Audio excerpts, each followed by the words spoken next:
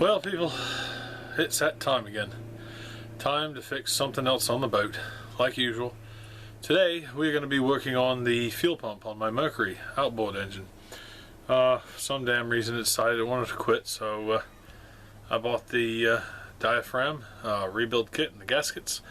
And no, I've never done this before, so I'll save you that question. And do I know how to do it? Probably.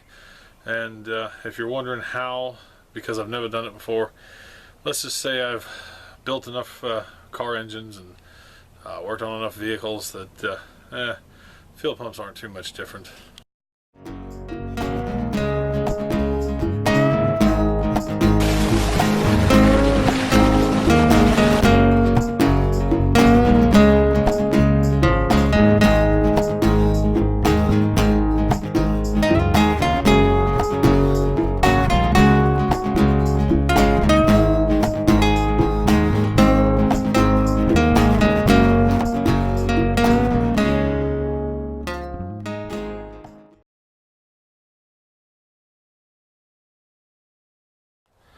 Okay, so I had a buddy of mine show me how to tilt these motors. I didn't know you needed to put it in the forward gear with it off to unlock it, even though I've got an adjustment lever and then of course an unlock lever, so go figure, right?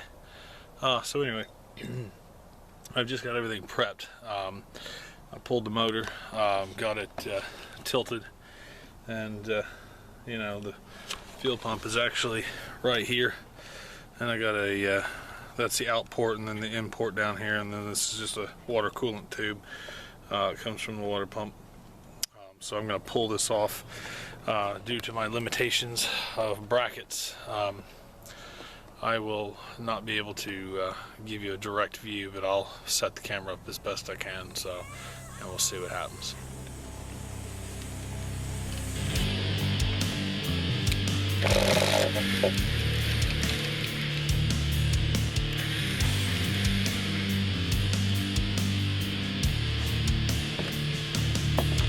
Dropping a screw here.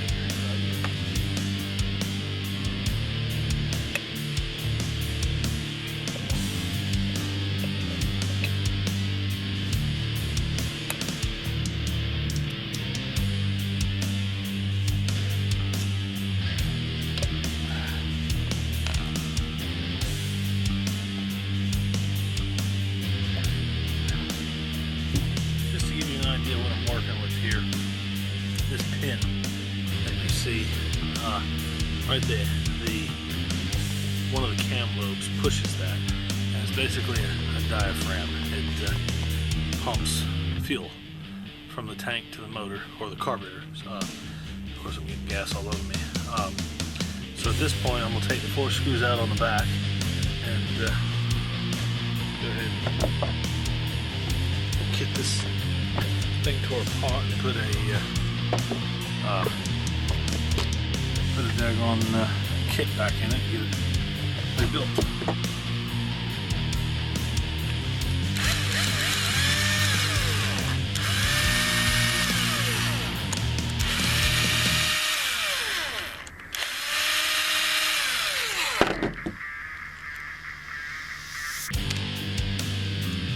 If I make this look easy, it's because it really is. Not to be a smart aleck. Alright, so this is interesting. Pretty basic. Not a lot to it. There's 2 intake holes and then 1 exit hole, which is right there. Don't ask me how I know. I just know. And I'm going to push on the diaphragm, and I have not looked on YouTube or anything for advice or how to take this apart. I am freely on my own, flying blind, quite literally. So that just be how I roll. You know what I mean? Haha. So I figured since there was since there was nothing on the other side, I knew, of course, it is spring loaded from the pin. And this is something you can use in a lot of applications, even in cars, like for instance rear drums on your brakes. I figured there'd be a pin like so, if I can show it to you right, a pin like this where it's half turned, and this pin right here, I'll show you when basically these two go together, and there's a groove in there where it locks them together, so you have to half turn it to make them come apart. And it's kind of an instinct, when you work on motors on cars or anything else. They're just kind of one of those things. But any of you guys out there that work on cars, you know what I mean. It's a guy thing, I think.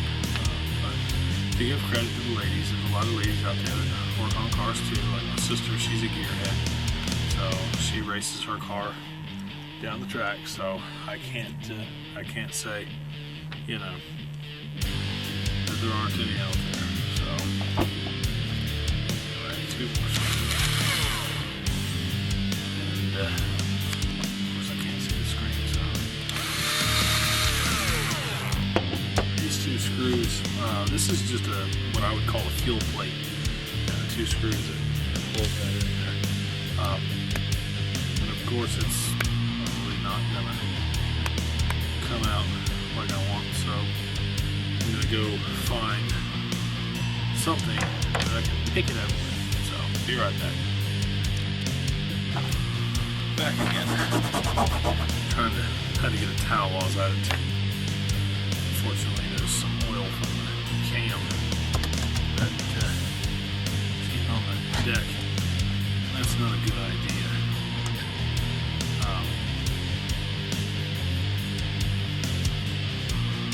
So right now what I'm going to do, which is always a good idea, is anytime you take something apart, it's always good just to clean the housing up, and find something like a star driver. It looks like a screwdriver, it's got a star on the end of it. You just kind of take it in the crevices and clean things out, and you don't want any trash or debris in anything when you put it back together, simply for the fact that it can cause you issues later, and then you have to go and buy another pump rebuild kit. I want to give you a quick idea of what ethanol looks like. It looks like a yellowy, crusty crap. It's kind of like vegetable oil, but it dries up. And so when I told you it clogs up stuff, it not only does this with your fuel injectors and your valves and all this other mess, but it also gets in the fuel lines. So I want to show you what that looks like, because when this motor was rebuilt because of the ethanol problem, which is why the carburetor needed to be rebuilt when I first got the motor, it was due to ethanol.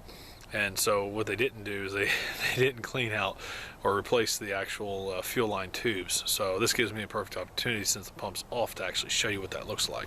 So if you look right here, you see all that yellow crusty crap? That yellow stuff is what we call ethanol. And that builds up and builds up and builds up until stuff starts to clog, and then you have issues. Now 9 times out of 10, because you have small pins and tiny things in the carburetor, those tend to have issues before the fuel lines ever do. The fuel lines take a good while, but that stuff will also eat your fuel lines if they're not E85 grade. Now a lot of new cars are, but these new cars, they say they're designed for it, but it's bull. The motors are no different. Nothing has changed. The only thing that's different is, I think, I'm not sure on the fuel tank, but I know the fuel lines are a different type of material in order to handle the ethanol. So do what you want, but I wouldn't buy anything that runs on ethanol, and I would never use an ethanol fuel. It's just a filler, which adds to the gas, so they make more money and sell you less gas in the long run. But a few gallons here and there you're not going to notice, but 10,000, 500,000 gallons later, they make a big deal because ethanol's cheaper, or corn, if you will. It's basically putting corn on the cob in your fuel. That's pretty much what it breaks down to if you look at it in the raw form. So, but anyway, just a footnote there. You know, something new to learn every day. And like I said, we'll catch you on the next video when I get the right gasket, and I just ordered it. So, and send them pictures of the fuel pump. So, hopefully this time we'll get it right. Later, people.